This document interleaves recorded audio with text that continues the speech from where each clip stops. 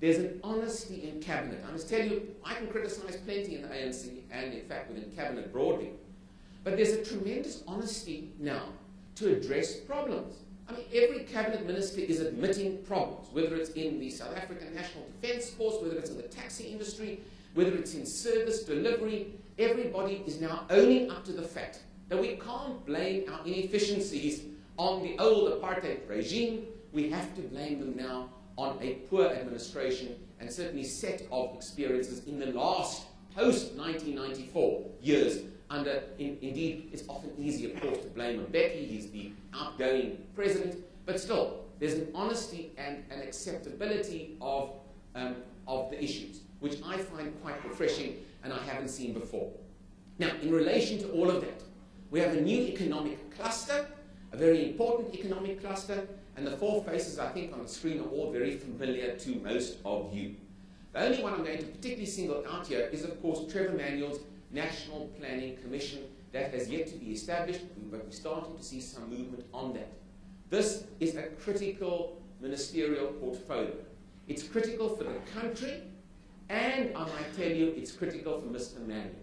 Mr. Manuel needs to succeed in this in order to maintain his own stature and position within cabinet, and also from a foreign perspective to see that Manuel retains his job and is playing a very important role. Manuel, as all of you will remember, during the crisis last year, when Mbeki was booted out of office, unceremoniously, I might add, what was the outside world really worried about? They were not so worried about whether Mbeki stayed on as president or not.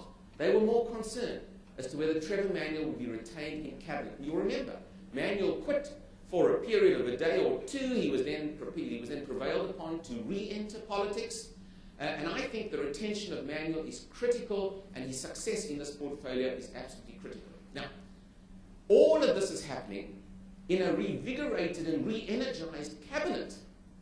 But this cabinet has now appointed another senior appointment, Collins Chabani, the minister in the presidency. I love these titles. The minister in the presidency, performance monitoring and evaluation. Phew.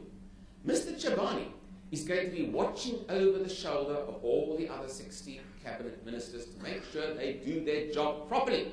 Now, I don't know how it works in your particular company, but you probably have somebody looking over your shoulder.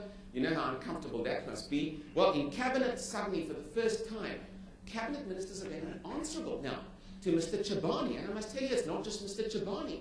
Winnie Mantashe, the Secretary General of the ANC, is watching everybody as well. There's a lot of watching in this cabinet. I think it can be good for the country, of course, and I might add, it can be negative as well. The size of the cabinet, the complexity of the linkages between the various clusters, and all of these big brother watching people around can create some friction within cabinet.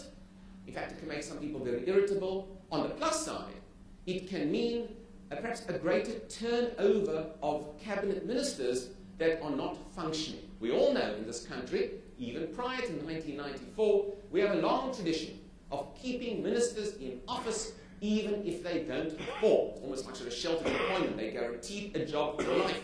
Well, maybe we will see for the first time proper review mechanisms in place. A year or a year and a half or 2 years. And maybe we will not keep non-functioning ministers back in office. So that's the plus side. The downside is the complexity can be frustrating indeed for everybody.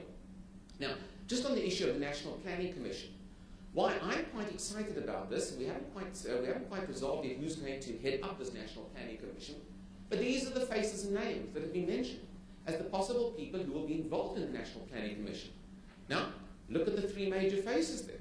All extremely talented, all South Africans who don't necessarily support the ANC for that matter, who are very critical of issues of government, yet their names are mentioned as being part and parcel of this National Planning Commission. And I must tell you, I think, and I don't mind saying it on stage, I think that if we get Rampeli, for example, in on the National Planning Commission, if there's buy-in from her into it, it can only be positive for the country. This can be one of the most powerful bodies ever created in government.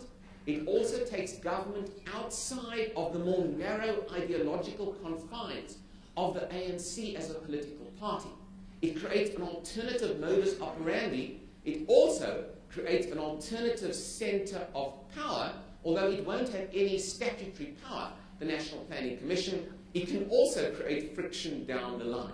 So, let me tell you, it's going to be a very positive for the country, but don't think we are going to have an easy ride with the National Planning Commission from a political side as well. It's going to be rough going, but I get very excited about this National Planning Commission. It's going to be a positive.